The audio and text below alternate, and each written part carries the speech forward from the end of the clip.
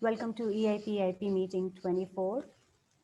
The first item on the agenda is single source of truth for EIP. I think Brent, he was looking into this. Brent, if you may have any update on this.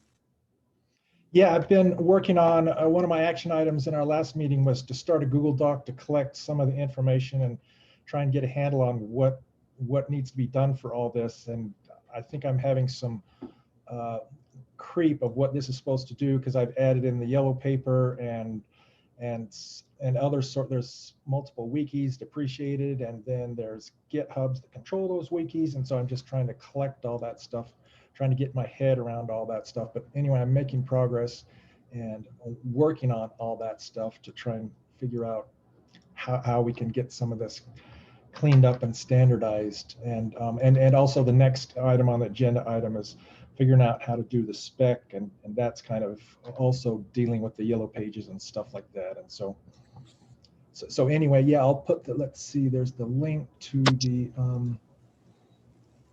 here's the link to the Google Doc that I'm working on. I'll stick that in the chat.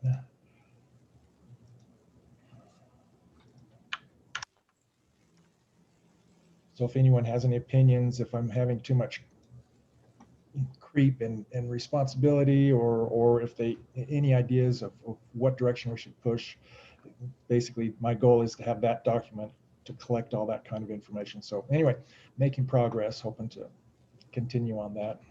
Hopefully we can, it's mostly probably for my education to understand what all is important to everyone. Right. As you mentioned, the next item is also like linked with this. We were talking in the earlier meeting about maybe creating a bounty kind of stuff to get F1.0 spec populated with important information, including yellow paper and all. I'm not sure. James, would you like to add more to it? Like, how would you want to see it? And I believe you have some thoughts that you shared in the earlier meeting. I think it first came out of discussion with Micah, if I remember correctly. But just in general, there's a space for ETH 1.0 specs to be a collection of useful information, and figuring out what that is, and then getting some kind of bounty or team to be able to do it. I don't remember totally. It had to do with something with collecting this, like the state of certain things, so developers would be able to find them easily. I think Litecoin has pointed it out for, I mean, like he also mentioned it sometimes. Like what should be added, Litecoin, if you would like to add something here too. Yeah, I mean, I think it's a spectrum. In the ideal world, it would be great if the ETH 1.0 specs was similar to how the ETH 2 specs repo is laid out, and it has this, Python spec that has everything up to date with what it means to be a consensus client for ETH 2 mainnet. And there's not really something like that for ETH 1. We have the yellow paper, but the yellow paper just isn't very approachable. Even people in the space have trouble really if they want to understand something or read something, it's faster often to go to Geth to figure it out than to actually look at the yellow paper. So if we could build something like that, that would be huge. It's hard to find people who have that kind of understanding of Ethereum, or willingness to understand that much about Ethereum and write that out. So we might have to settle for something in between. And I'm not sure what exactly that would look like. Yeah, I mentioned to Pooja earlier on, since the Ether winter's finally over, Jim and I spent about 10% of our time helping with this kind of stuff, but that's not near as much as I'd like to. But anyway, so we're thinking of possibly hiring on another partner to work with Jim and myself, and basically his role would be 100% to spend time on exactly this, to be a member of this team along with us. And we're hoping to find someone that could be technical to help with that. But anyway, yeah, and I'm just trying to get educated on exactly what all's involved and what would be perfect for the ideal world and push towards Yeah. that. I mean, to me, I think that a great first step is just to create a comprehensive repository of ETH1 information. And to me, that's, number one, the yellow paper. That's, if we can make that the yellow paper's new home or something like that, that would be helpful. And then to document the hard forks in a single place and the changes that went into each hard fork. I know that we have like these hard fork metas and stuff scattered around, but I think one of the best resources is like a My Crypto Medium post that has this information. Uh-huh. And it would be nice if we had this as a more official document. Yeah, appreciate all that information. That's the stuff we're trying to collect and pushing towards exactly what you're describing. So Awesome. on the hard fork documentation, we are in touch with the Ethereum.org team, and possibly we'll be adding a page over there so that they would display all the information of earlier hard fork, and it would be easier for a new community member to just log into Ethereum.org and get this information there. So yes, we are working on that. Is there others? Is there? I would like it's okay if we don't do this today, but some more brainstorming on stuff that could be on ETH1.0 specs that we could collect that would be beneficial for developers on mainnet Ethereum, whether it's client devs or it's contract devs, because there's some room for a team to be able to help with that, and it might be something that we might be able to also get resources with too. So getting ideas on what needs to go there would be a good way of defining like the scope of what kind of team or work would need to go into it. To echo Lakeline, I think it depends on, I guess, the side, the funding you have available, so to speak, or how big this team is going to be. If the team, if we think the team will be big enough to handle doing everything like Client said, then I would say just start working towards that. If we think that the team will not be able to handle that, I agree with what Client said, that there are smaller things we could take on that are still useful. Do you have any sense for how much resources you think we have access to? If it's just the people in this room, then I would say let's take on something very small, because we do not have indicators that we have tons of time here. Yeah, I think it would be more than the people in this room, but I don't have a sense of what would be beyond that. Yeah, as far as resources go, because like I mentioned, I'm going to put the current job description we have for the person we're looking for, and hopefully we would have someone that could push towards being what you guys describe. I'm going to add the job description that we've started, but if you guys could, let's see, I'm going to stick that in the chat. And I'm thinking of passing this around but basically it's basically a professional cat herder with focus on this kind of stuff, and of course he would be an employee of canonizer.com. And so to me, one of the important things that I would like to do is help with this kind of stuff and consensus building around controversial EIPs and stuff like that. I feel like that's what we're good at, and that's what I love doing, and so that's what we want to push towards. But anyway, that will be one resource, but if we can get some other funding to get some other team members to help with that stuff too, just FYI. Cool. If other people have ideas, well, I'm starting to collect them. So maybe next week next EIP, I can report on sort of what I've collected so far. Next meeting, I mean. Cool. Sounds good. I think for me, the things that I constantly look for that it's smaller than all the things is consensus data structures and the wire protocol. Because in theory, with just that, I can build a thing that at least communicates with the rest of the network. And maybe it's not consensus compatible yet, but at least I can communicate. And that's kind of always the first step in building a client, and making sure you can communicate with other clients. And then after that, you want to communicate in a way that doesn't get you kicked off. And so I feel like the shape of the different data structures. So like, what is the shape of a block? What is the shape of a transaction? What is the shape of the receipt try? And then like dev P2P, I guess would be the other one. Dev P2P currently, I believe, lives in a wiki somewhere with no version control, last I checked. It has a the repo Ethereum / dev P2P that does have the version control. Oh, does it? Okay. Yeah, that's the specs repo for dev P2P.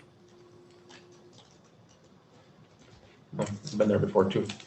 Okay. So yeah, that if you're looking for a smaller chunk to bite off for the ETH 1.0 specs, that's my vote for where to start. Is data structures and network. Maybe we can just pull the P2P in or something. Okay, cool. Link to it, make Got it. sure. I forgot what I was going to say, so it'll come back or it won't. Okay, so I'll keep this on agenda for the next meeting as well. Maybe by then we can have some more clarity on it, how we would want to proceed. Okay. And like client, the hard fork information's been on my backlog to do into the ETH1 specs repo. So that's something that's Okay, great. on my plate to get done. I guess that's perhaps another question for you, James, is who is the target audience of this repo? Is it current Ethereum developers looking to maintain consensus compatibility, or is it new clients wishing to like write a new client from scratch?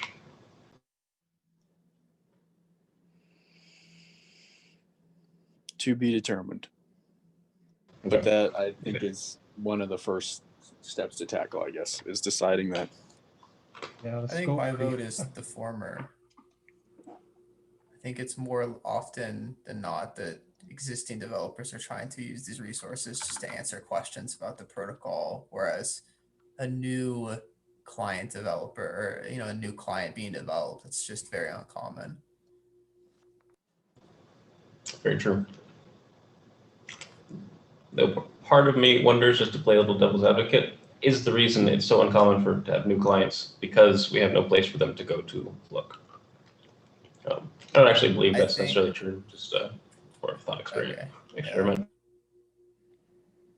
And also there's people like us that want to make because we need a tool that will, like, given an address, how much ether was in that address at any point in history. And so we need to write a tool that can do that, but it's kind of, how do I find the spec and figure out how to do that and stuff like that. So it's not a client, but it's a tool to do some things like that. But yeah, I think Vulcanized DB can do something like that if you haven't looked at it before. Oh, okay. I'll check into that. Thanks. The Vulcanize would probably like something like this to be able to build what they're building, or at least keep it up to date. Okay. Yeah, I don't have a lot more updates other than there's possibility that is exciting. So with Tim moving over to help with the all core dev call stuff, it just is a good time for reevaluating some of these things that need to be done and make sure that we have people to be able to do them. Sounds good. So I believe we can move on to the next item. The next item, I think we can skip. I don't see Edson here. It's from the like earlier meetings that we are to submit a Medium post on that, summarizing the roles and responsibilities. We'll come to it again. I have added a few comments, like a point. I'm not sure if this would be the right time to discuss about it or right place to discuss about it, but it came in the last all core dev meeting about inclusion process, and there was some conflicts with EIP. So do we think we can discuss here in this meeting on this topic? I'm not sure.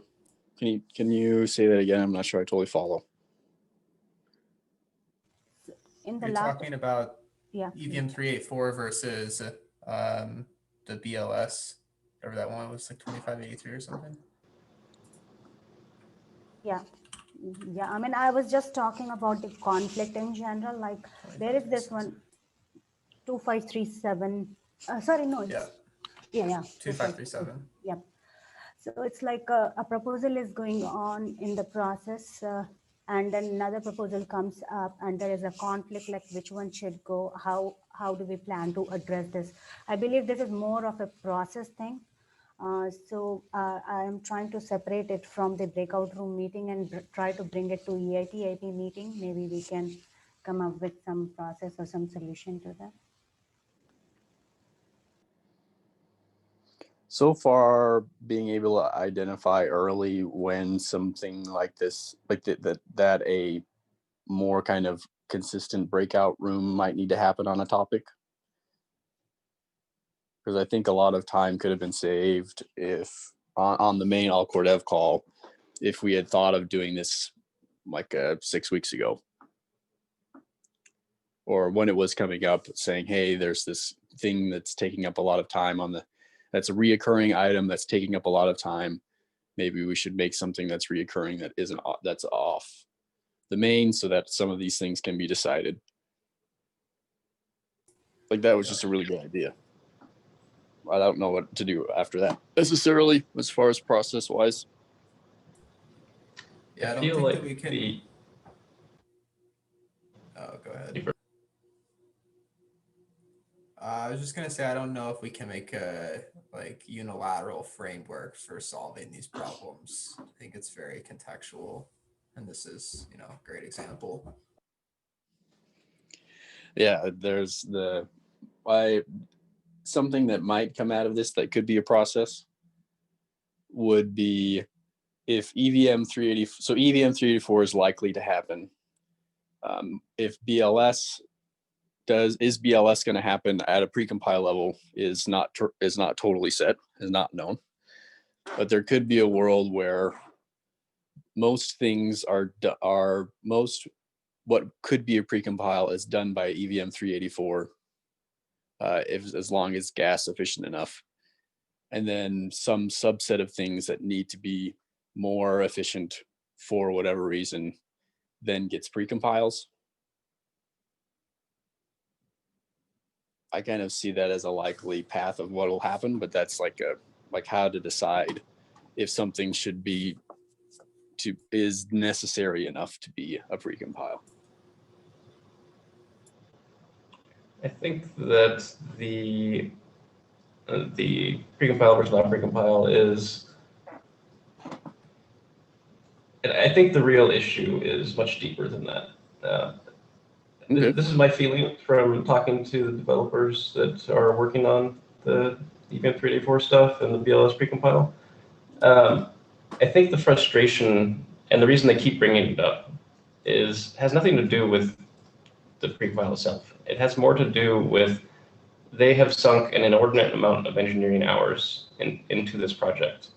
And they're frustrated because they have no light at the end of the tunnel.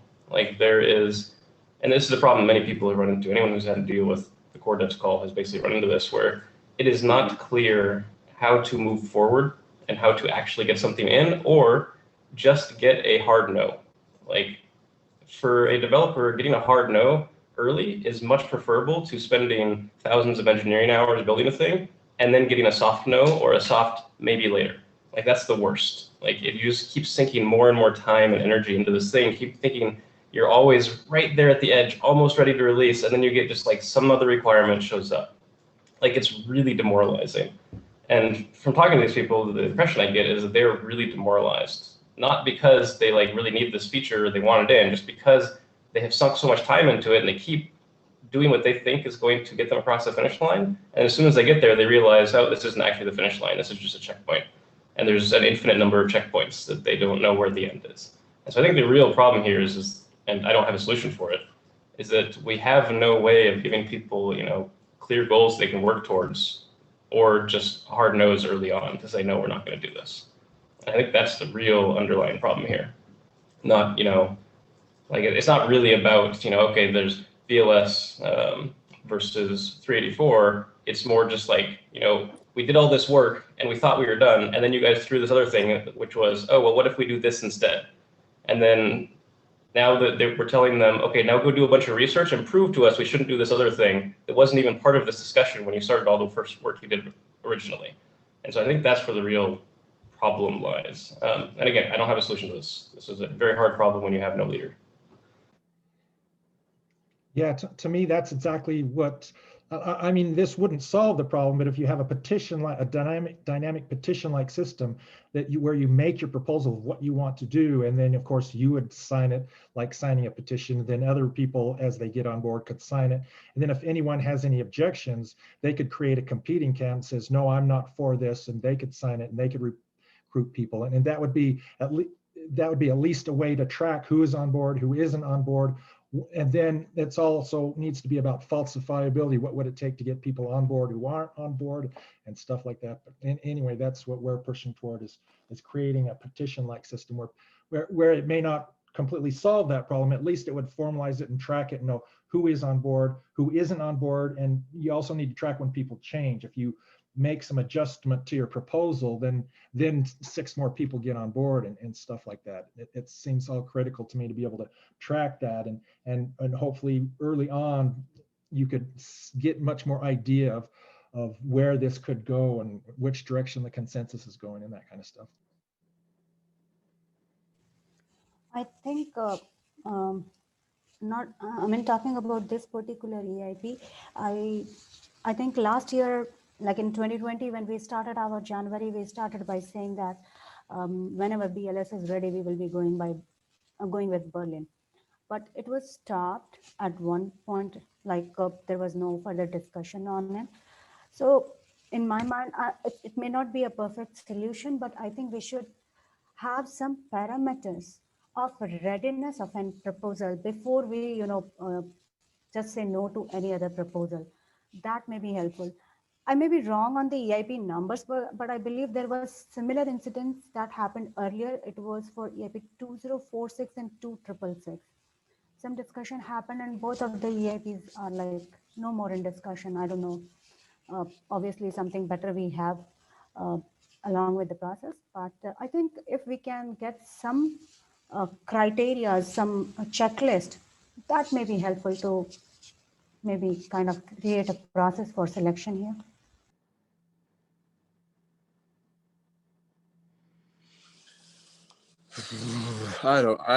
That seems like a bit of a trap to me.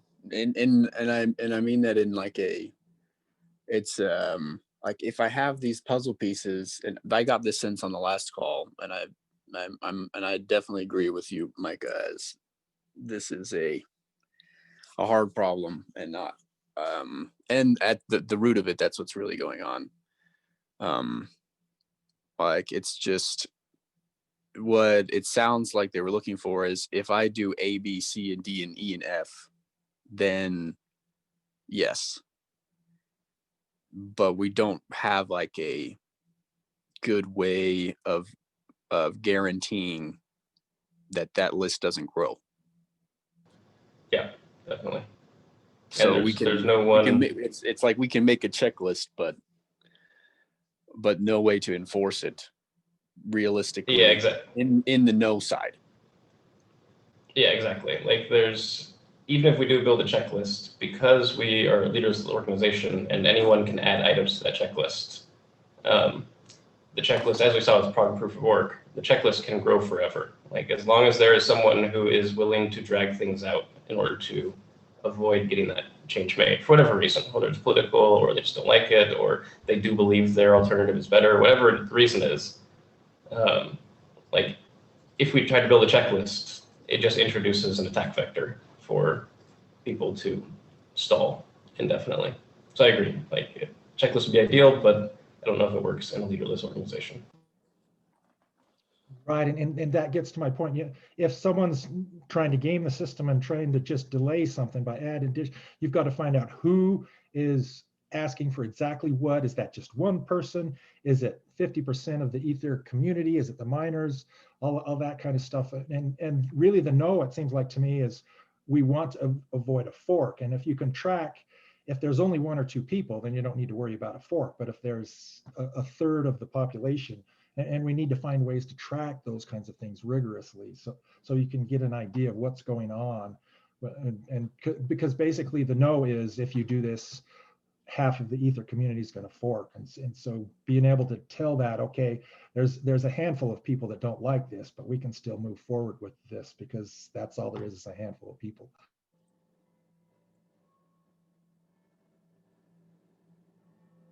Even if they are noisy people.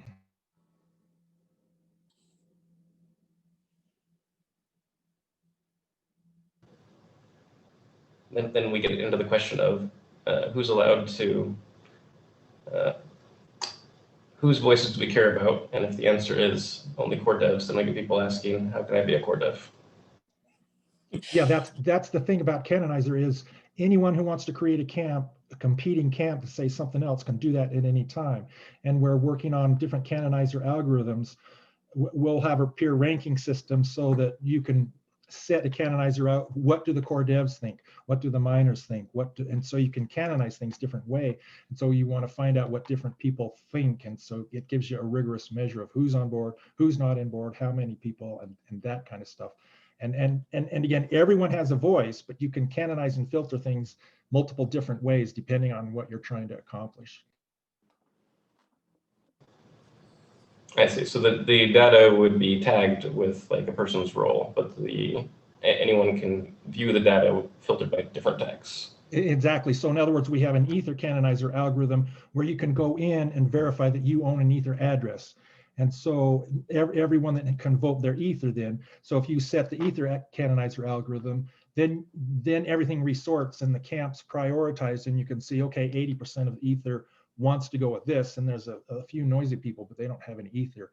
And then you can switch it to a core dev expert where the peers rank each other, and you can have a quantitative value for who is considered in the peer ranking system to be a core dev. And then you can say, okay, the core devs want this. And you could have just like you have Ether, you could have the miners who get credit for mining blocks. You could get miner voting so you could do things like that. What do the miners think? So yeah, basically, if you join a camp, then whatever canonizer algorithm is selected gives you how much vote you have. So if you have a lot of Ether and the canonizer algorithm is select, you get a lot of Ether votes. And if you're high ranked on a peer ranking system, you get a high vote there, and then it ignores anyone else. And the idea is make a canonizer algorithm that filters, let anyone create a canonizer algorithm that can filter anything and not count anyone they don't trust any way they want, and let everyone filter things any way they want. And basically what that does is it accomplishes, it pulls everyone together in the same thing, and then yeah, that kind of stuff.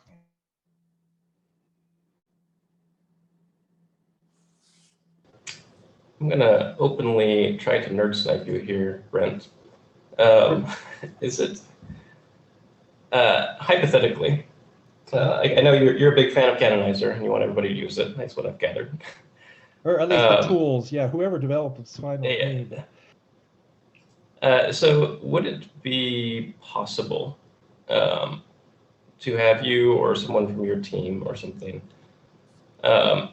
follow the core dev calls and just in the background kind of build up a Canonizer thing? But instead of having the people themselves actually go to Canonizer and post, just have like one of the admins kind of post on their behalf to build up the kind of the graph, so to speak. The idea being twofold. One, benefits you because it, in theory, makes it so people can come and we can start using Canonizer, but without needing to get everybody on board first. And so it helps you spread the word, and it helps us potentially. If it does truly add value, then it means hopefully we'll see that value just by kind of recording the all core devs calls in Canonizer, if that makes sense. Yeah. That's kind of exactly. I think you just described the job requirements for the person we want to hire is someone who can do exactly that. Yeah, okay. So yeah. Because it might be valuable. Like the idea of like, it would be nice for two reasons. One, to get an idea of, sometimes it's hard over the course with core dev calls being once every 2 weeks, whatever they are, and spread out over 6 months. it's hard to keep track of if there is just one person who's consistently kind of saying no to something while everybody else is either quiet or saying yes. Because the time elapsed. Like I have no idea, who was against BLS 6 months ago. Exactly. Yep. And so it might be valuable just to get that recorded, so we can see if there's just one person who is continually saying no, in which case we can maybe sit down with them out of the core dev call and just really discuss like more directly and openly. And also, it has potential to help. I think sometimes people don't realize that they're alone on a hill dying. And just being able to see that, hey, I'm the only person that has routinely denied this for the last 6 weeks. I just realized I don't actually care that much. I thought it was me and a bunch of other people, and I was just helping, defend all of us. And really, it was just me fighting on a hill by myself. And so if we can just show people, and say, hey, this is the current layout, and, person A shows up, and they look at it like, oh, wow, I'm the only person on the right here. Everybody else is on the left. Well, I don't really care. And so maybe that will also help, like without anyone having to call anybody out, people might just notice on their own once we have that visualization. Or maybe none of this will work, I don't know, it's just a theory. Amen. That's exactly what we're trying to do. You've got to just rigorously track all this stuff, because when everyone's posting stuff, you got to track when they jump camps, and if you find out what exactly is required to get people on board, and it's all about falsifiability. What would falsify your position? Then you can do an A/B test, and they can see the results. Okay, the test proved I was wrong, so I'm going to jump on board. All that kind of stuff. Yeah, I can see how this would require a full-time person to keep track of everything. This full time for me just to try to remember it. Yeah, exactly. Exactly. And it would be nice to be able to suss out some of the nuance for new people trying to join the calls and understand who is doing what or saying what. It'd be really Why and what would take make to it get way them on more- board. Yep. way more approachable. And there are people who have a stronger no say than others. And just practically speaking, if some people get on the call and they were to object, it would be a stronger objection than other people. And Yeah, it's not easy to know that. We also have infinite delegation. So my guess would be not only would Vitalik be the top ranked peer reviewed expert, but gazillions of people would delegate their vote to him. And so any camp that he joined, all his huge delegated tree would follow him around. And so in other words, it's exactly what you're saying. Whatever Vitalik, and then if Vitalik screws up, and then everyone can delegate to someone else. And so there's a lot of that kind of stuff too. I think Vitalik right now actually does not have the strongest no vote. Yeah. I was gonna say there may be other. It's not Vitalik who you're talking about. Well, cool. Yeah, but this Yeah. would formalize that, and everyone would be able to track who has the strongest no vote and who doesn't, and you could track all that kind of stuff more rigorously. I mean, do enough people, know how to properly delegate their votes? Because it's like, a lot of people would just delegate to Vitalik, but Vitalik wants to get rid of self-destruct, and I think that's a very dangerous path to be going down. Yeah, so on the self-destruct, you have different topics, and you delegate your vote for each individual. You don't delegate for across the board. You just delegate on individual issues. When you go to support a camp, it shows your position. There's two different kind of supporters. There's direct supporters. If you direct support the camp, then you're expected to receive the emails and expected and review the new versions and be involved in the stuff. If you don't want to receive those emails and be involved, then you can delegate your support to anyone else at the camp, and you can delegate to anyone. So it creates any trees, large trees in every topic has a different tree and different set of experts and everything. So so different people would have more authority on different topics, and some people on some topics wouldn't have as much authority. But again, when you go to Canonizer, you think of signing a petition by signing your camp, and you can either sign that directly and be involved, or you can delegate your signature to someone else. And if that someone else jumps camp, your vote would follow them when they jump camps and stuff like that.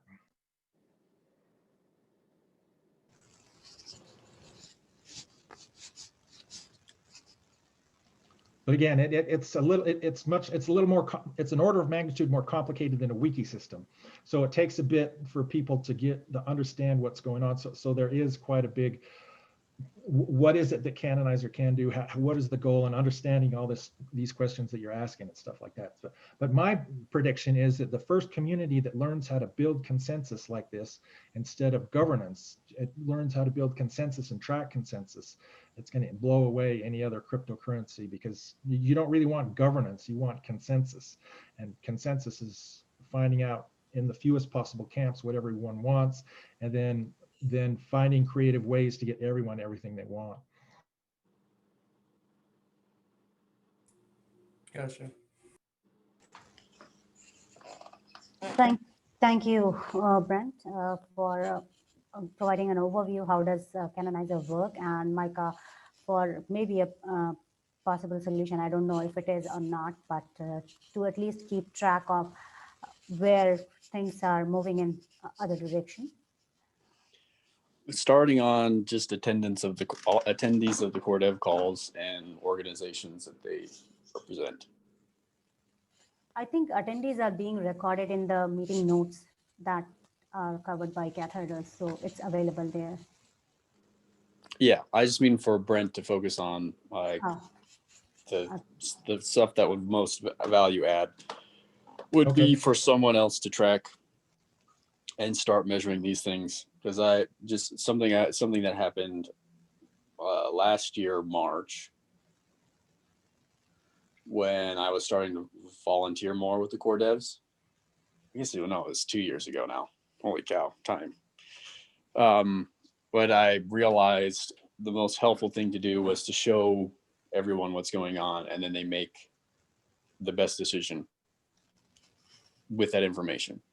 So I was new to the awkward dev calls. Some people knew me. I wasn't hired by anyone. I wasn't funded by anyone. I didn't have any say or whatever, but I was still able to help move along the processes because I would just map out what was going on with Istanbul. And then when people saw what was going on, they would make decisions. I wouldn't need to tell anyone to do anything.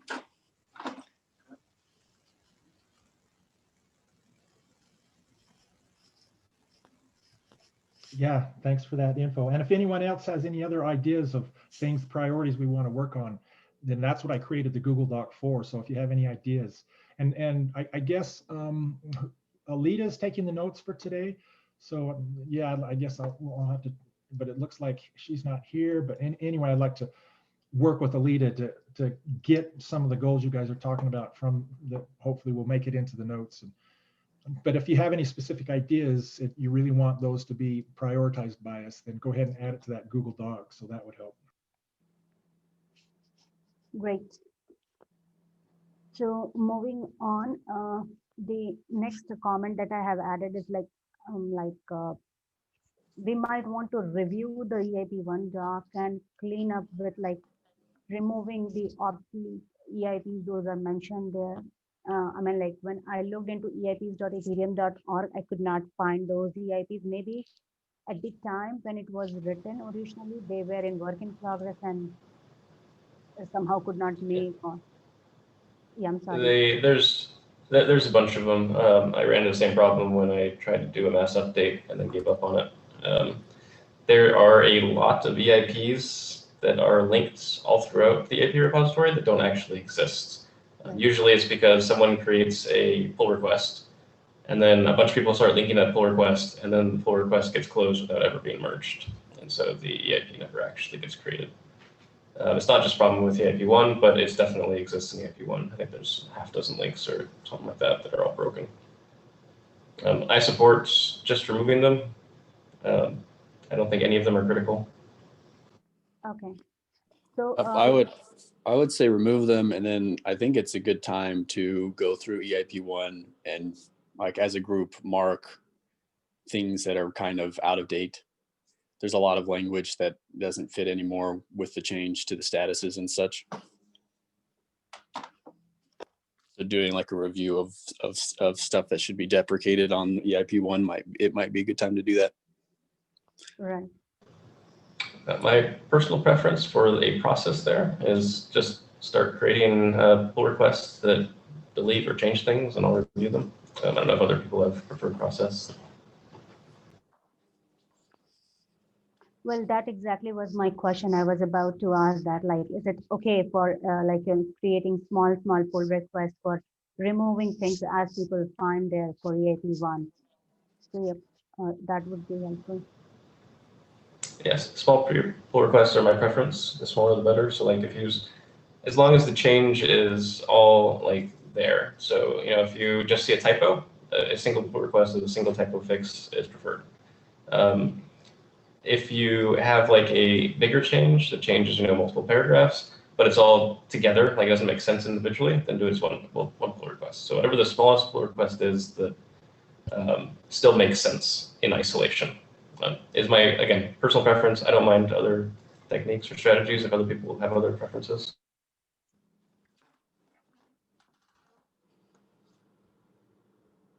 Okay.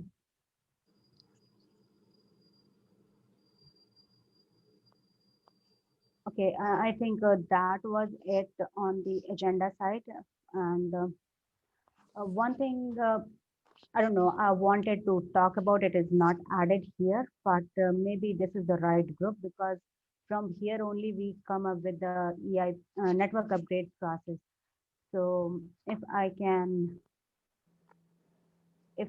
just ask everyone to move to this at1.ospec project board. I'm going to share the link in the chat here.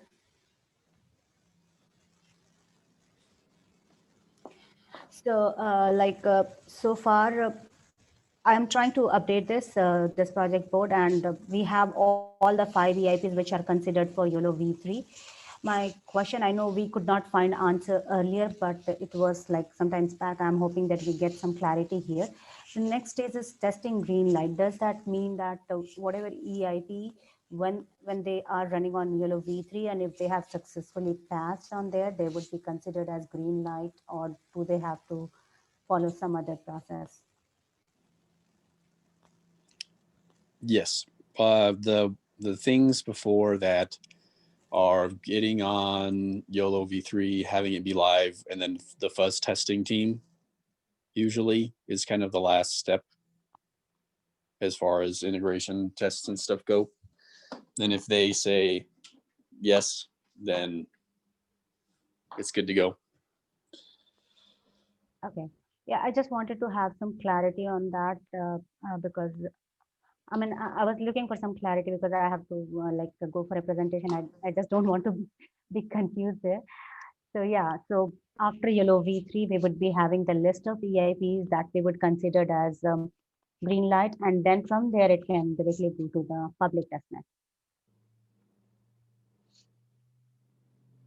Yep. And in between those is the decision of the fork blocks for the test networks. But those don't need to happen necessarily dependent on each other. Yeah, got it. Yeah. Okay, so that's all questions I had on this. And one last agenda item is review action items from the previous meeting. We are very close to that. So in the last meeting, we decided on to move things to final. There's not a requirement for a yellow paper to be updated. I think that was decision. I'm not sure. It was something, I don't know, Micah, if you had pointed it out. What was it? If you move things to final, there's not a requirement for the yellow paper to be updated. So just use it from stack, I believe. Oh, currently, yes, that is correct. We don't currently have that requirement. I don't know if we should have that requirement. Updating the yellow paper is kind of hell. Okay. I would feel bad asking anyone to do that. Also, I don't want to have to do it for my EIPs. Got Yep. it. Okay, the decision item number 23.2, it should be plan to have someone update the yellow paper to make another source of truth in bonds. And in the new year, we are working on it. We discussed something today, and maybe I'll keep that on the agenda for the next meeting. Next decision is tentative decision to publish EIP status log and EIP editor's role. Uh, we are waiting on Edson for the editor's roles and responsibility blog, but EIP status blog is already published. Action item, the first one is put on the agenda that we already did and we discussed.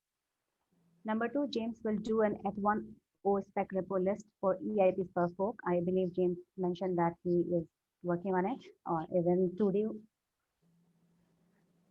The next one is Micah to update the issue and implementation section in the EIP and close it. Is it closed?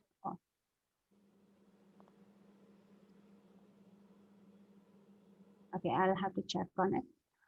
Brent to create a temporary Google Doc to help coordinate the cleanup and documentation. I believe the doc is up now. And yeah. Sorry, I was muted when I was responding to the action item for me. I'm pretty sure I already did that one. Do you happen to have a link to the thing that in the notes that you have? It just has a link to a video recording, but yeah, I'll try to pass it on. I just text me in Discord or in the chat here, Yeah, whatever you have, and I'll double check. I'm pretty sure I already took care of it. Okay, I'll do that. So yeah, that's all from last meeting action item and decisions made. So if anyone has anything else that they would want to discuss today.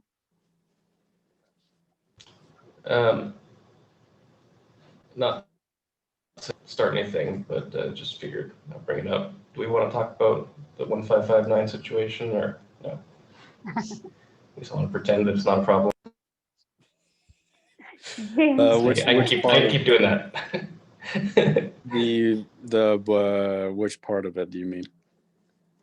The continually growing brigading that appears to be happening everywhere. On like, you mean people showing up to? Yeah, it's like random people who show up and say the exact same thing as the last guy who showed up. Yeah. And then as soon as you try to discuss with them, they disappear. And then the next guy shows up and says the same thing again. Like we can keep just going as is and just hope that the core devs are wise enough to ignore it. My only fear is that people like start taking to heart what the aggregators are saying.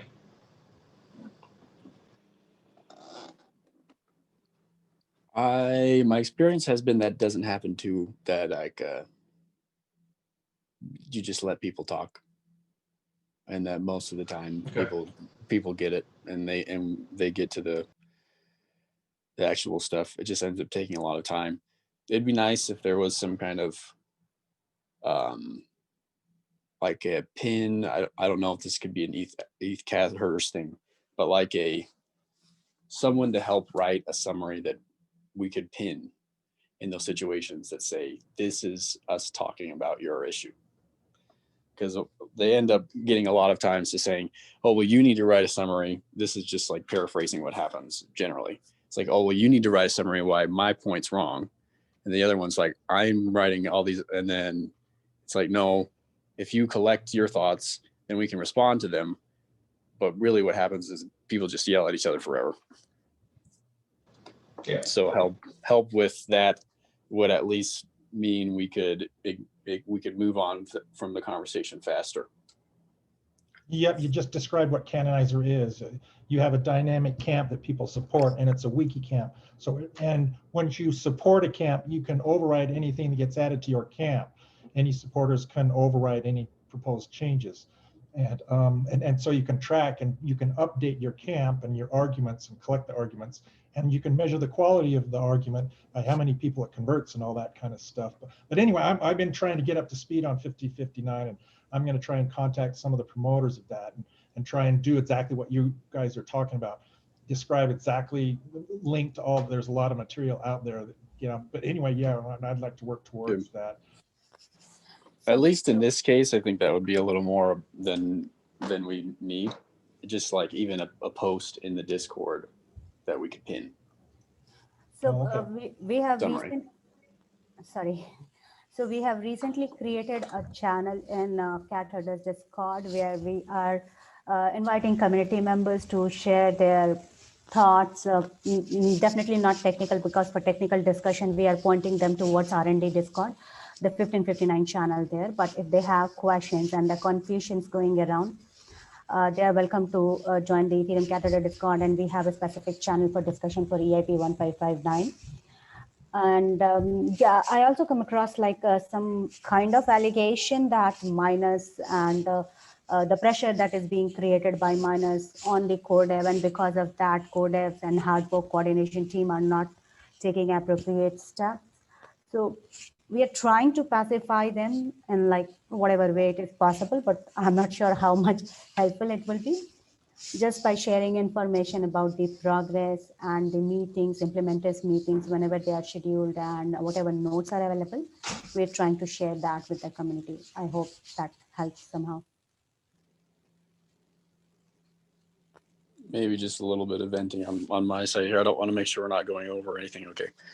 But it's surprising to me how fast the community goes from things aren't progressing on 1559. Oh, well, it means that the miners are like making the process slow down. And just like, I've never had that experience. And I don't know how to, like, when the narrative kind of spirals out of control like that. So I think I might be partly to blame for that. I don't think so, but maybe. No, it shows up a lot. It's weird. Or it's more like the general stuff escalates to completely not what's happening. Like for me, the thing that's confusing 15559 is that it feels like we have a pretty simple change. I mean, like mechanically, it's a mechanically simple change. The amount of code required is very low for 1559 compared to some of the things we've done in the past. Yet it's been kind of just stuck and not really moving forward. And so it makes me wonder, okay, why is it stuck? Why is it not moving forward? We have all these people who all want it, and we have multiple champions for it. Like we have more champions for 1559 than any other EIP. Yet it's not making progress. And so that makes me wonder, why is it stuck? And then when I look into it, it looks like, okay, well, because people keep asking for more and more things. And this, again, reminds me very much of the prog proof of work issue or the BLS issue, where it's like this theme where you see something that looks good and everything looks like it's done, but then there's just more stuff keeps coming up. Can you do this? Can you test this? Can you research this? Can you do this other thing? And it draws me to the conclusion that there is some shadow group out there that is just trying to delay, these IPs, whether it's prog proof of work or 1559 or BLS or whatever it is. And I recognize that there's probably not some shadow organization out there that is just trying to ruin Ethereum, but that's what it feels like. And so now I'm looking for, okay, who is most likely to not want this thing? And so in the case of 1559, miners are the obvious person or group who wouldn't want 1559. And so I have a tendency to naturally want to blame them. And I do my best to not say this out.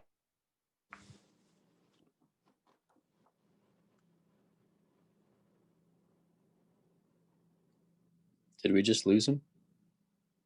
I lost There, him. Market. You were muted. I couldn't hear anything, Micah, and then now you're muted.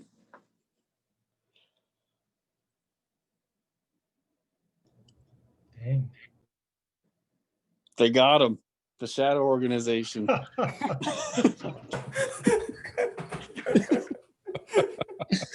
Oh my goodness. Yeah. Okay, I'm back. I'm assuming you guys are laughing at me. Yeah, We're laughing I at the was just shadow saying- organization. Yeah, they got you right as you were about to talk about it. They cut me off.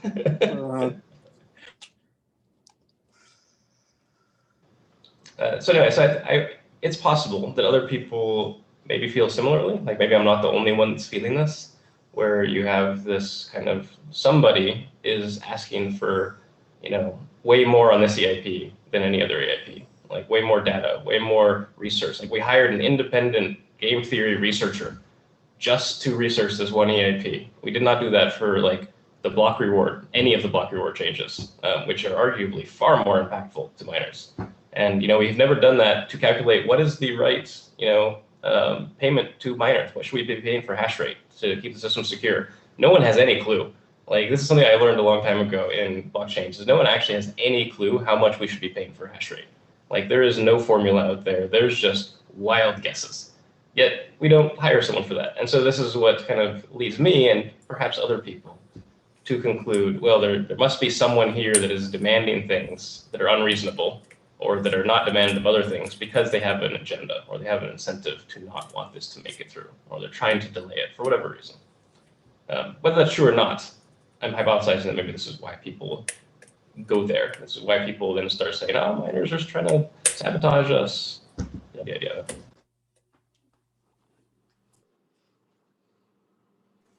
Well, I think this is a topic that we are not going to get rid of easily because this is a decentralized chain and people will keep coming and keep blaming one or the other.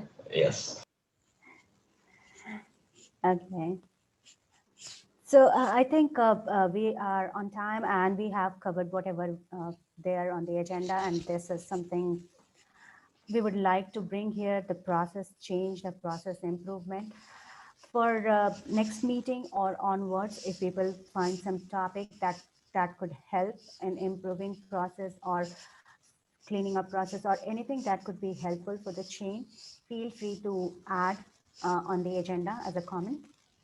And yeah, anyone has to say anything before we can end up the meeting today? Okay. I'm good. Yep. Thank you, Pooja. Thank you everyone for joining us today.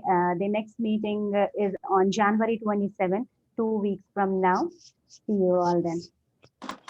Pooja, you recorded this, right? And so Yeah, I will upload it on the and then YouTube. I guess we got to get a hold of Alita and make sure she knows she's doing notes and stuff like that. So, and I'll try and stay involved too. So, Yeah, sure. thanks. Oh, thank you everyone for joining. Have a great Thanks day. all. See you, Pooja. Thank you. Cheers.